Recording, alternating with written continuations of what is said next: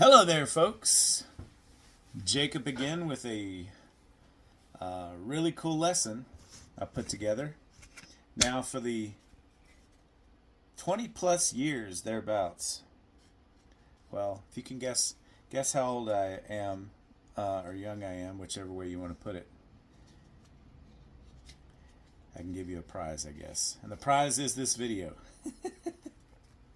So, really growing up in an entrepreneurial environment, surrounded by business owners, and some very successful business owners, some struggling business owners, but nevertheless surrounded by an environment of people just owning their own schedule, owning their own time, doing their thing. Now, growing up in that environment doesn't automatically mean that you learn how to do what those that were doing it did, and it really wasn't taken to learn that, taught that by those folks in my family that were doing it. And part of that's my fault too for not expressing interest. So, but nevertheless, it wasn't learned. So it wasn't learned until I started going through my ups and downs of life and jumping in college, and literally took me 14 years to get my bachelor's degree. And one of the reasons why is because I kept changing majors and I just didn't want to do what they were telling me to do. Just rebelled against a lot of it, just being honest. And finally, when something compelling enough for me was presented to me, which was marketing, that's when the whole world opened up. I thought, this is the thing that I need to do. So I quickly found out that is the thing that I want to do, because it brought me back to a place in my history and my youth where being surrounded by business owners and leaders and like that, and just being immersed in the environment of, and just looking around and always wondering, how come they, that billboard is the way that it is, or how come that person talked that way on that commercial, or how come that radio spot sounded like the way that it sounded, and how, why is it that this type of person seems to have everything and this person doesn't? So just constantly searching for answers, and I think I found some. And over the last 13 years, 13 plus years, and even before that, having grown up in the environments of business owners, I've distilled 8 key fundamental pillars or elements or categories, or these elements are inseparable from those business leaders and owners and organizations that are achieving at the highest levels. And I've sat with many of them over the years. I've been around them. I've learned from some of them, and have distilled through my own self-study and through academic pursuits as well, a list of priorities, 8 specific priorities that every single successful business organization that I have worked with or been, had privy to see behind the scenes a little bit, or behind the curtain a little bit, are these. So it probably shows backwards. I don't know why it does that.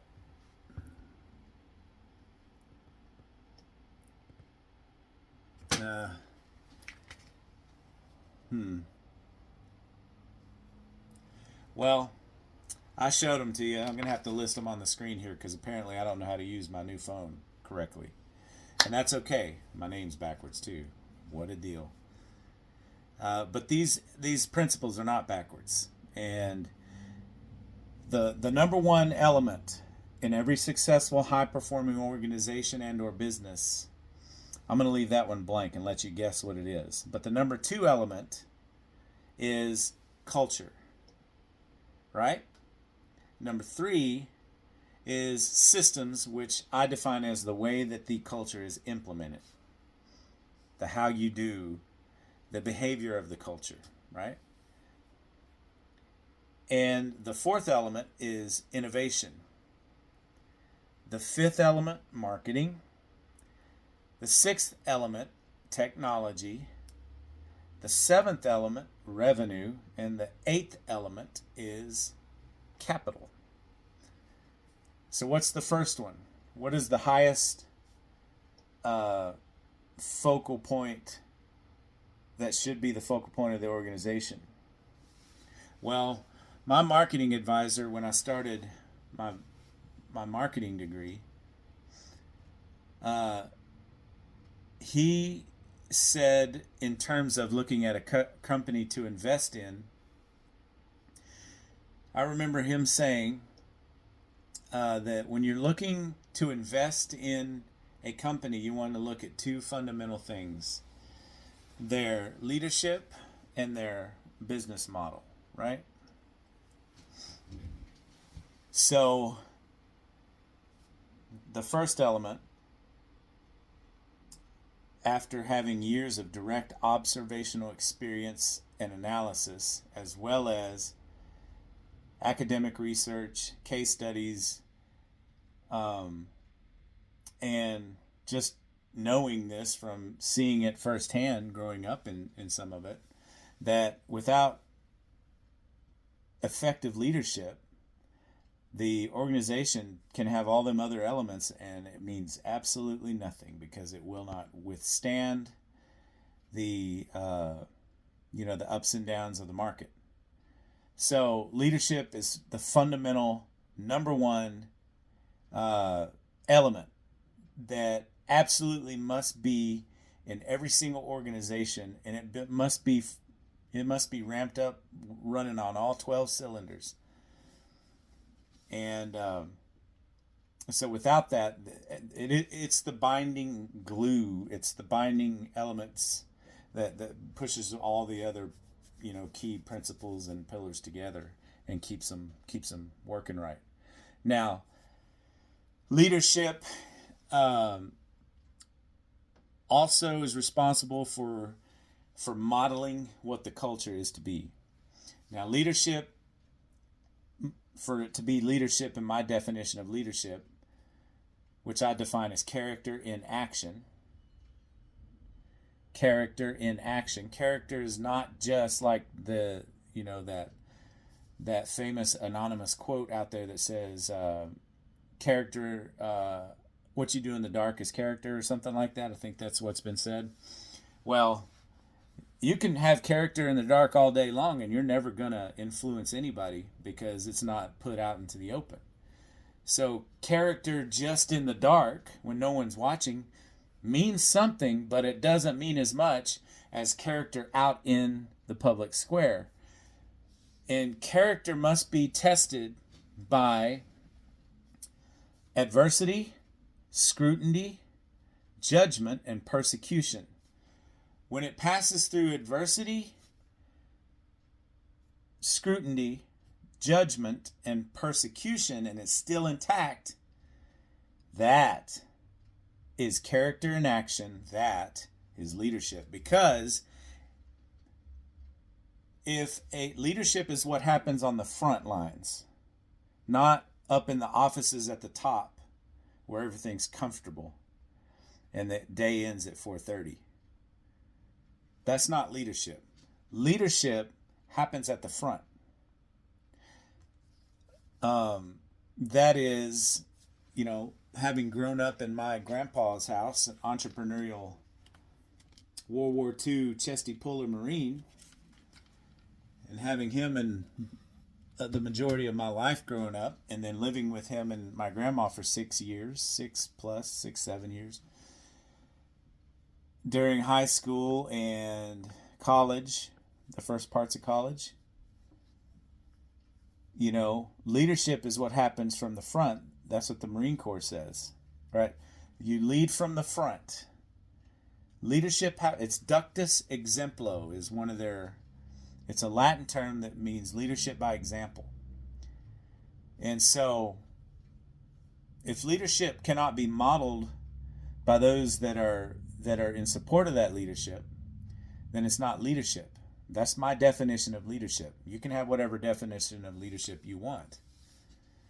But if you can't take a position on the front end of something and then draw incoming adversity, scrutiny, judgment, persecution, incoming fire, so to speak, and then your troops see how you respond and react to it, then it is not, in my opinion, leadership. Now, that example of leadership I derived through studying Richard Marcinko's work. Richard Marcinko he died this last year during the Christmas season. He was the founder of SEAL Team 6 back when no one knew what it was, except for him and a few people. And so has a great history of books. There's 4 of them that he wrote that are my favorites. The first one is Rogue Warrior, his autobiography. And he talks about his life and learnings and his applications of things that he learned in what he called unforgiving circumstances, which reading what he had saw and dealt with and having spent time with veterans myself, I would say, yes, those are unforgiving circumstances. And I also think that people who haven't served in the military, but think of the pandemic. I mean, think about losing your business and your house and, maybe, being threatened to live on the street. Or maybe you're watching this and you have lived on the streets and you're moving from out of survival into stability now. Well, those are unforgiving circumstances as well. But that example of leadership that I talked about, taking a position on the front and drawing incoming fire so that your troops can see how you react and respond in case like one of my favorite books called One Bullet Away, The Making of a Marine Officer by Captain Nathaniel Fick. They say in that book that every single person in line management or line supervisoryship or NCO, non-commissioned officer line, is one bullet away from being in command.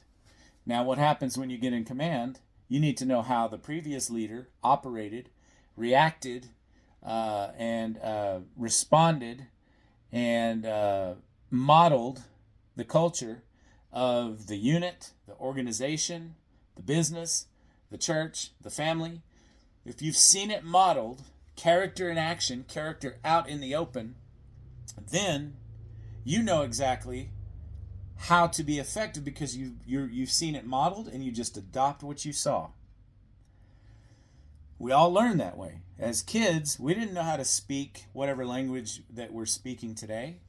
If it's English, Spanish, Chinese, German, find any Italian, whatever you learned how to speak, you learned it by being immersed in the culture and having it modeled to you by the leadership. So leadership and the culture flows from leadership, and those that are under the leadership or behind the leadership or with the leadership or around the leadership, immersed in the culture of the leadership, learn how to behave and live like and act like the leader. So that's why I say character in action is a visible presence of leadership that must be a part of the organization. Now, also, in your personal life, those first 4 elements, I'm distilling the other ones. They're coming to me. I'm in graduate studies right now. It's really unearthing a lot of stuff that I've been operating on, but really hadn't had the time to push pause and extract it and write it out like I'm doing now. So this is good for me to get this out. I think the people that I know and work with and clients, and they sure could use this information, because I can't think of a better time than now in 2023 when the economy is wacky and all kinds of weird stuff going on, balloons and stuff like that. This is weird. Unidentified objects and stuff blowing up around the country. Good night. There's a lot of uncertainty, so it's important to know what's weathered this weathered time, and what are the elements that have weathered every storm in human history. I think in every successful organization, I'm pretty sure, based on my years of research and direct observation, that these elements are all functioning. But the first four, for sure, definitely the first two, without those first four and leadership, culture, systems, and innovation, you got nothing to build on. There's all that other stuff's not going to work because you won't have people with character to be able to work it. If leadership is intact and it's true character in action, leading from the front, ductus exemplo, then it can be modeled by the people that are around it, and proper successorship could happen because they know exactly what to do when stuff hits the fan. And living life, period, and being an organization or being a business owner or a leader, stuff is going to hit the fan, period. It's just the nature of life. We live in a life that's always seasonal. There's all peaks and valleys and performance and economies, and one political party gets in office, another one gets in office, and it changes things and it creates flux, and you're just going to have to weather the storm. But you're not going to be able to do it without the first fundamental element, the highest priority in any organization in the world. Any effective, highly successful organization has to have rock solid leadership. And that's what this first series of lessons is about, is these elements, but leadership is number one. So don't ever forget that. Thank you very much.